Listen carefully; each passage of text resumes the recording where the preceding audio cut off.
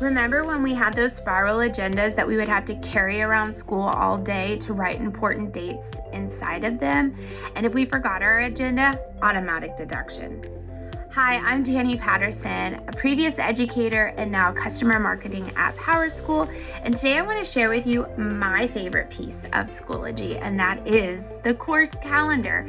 So instead of hoping that students remember important dates or put it on their own calendar, you, the educator, you, the teacher, are in charge of putting those important dates in that course calendar. And once you do, it jumps on all of your students' calendar.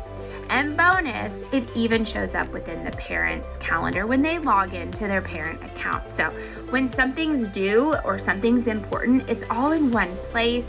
So no more, wait, that was today. Definitely check it out.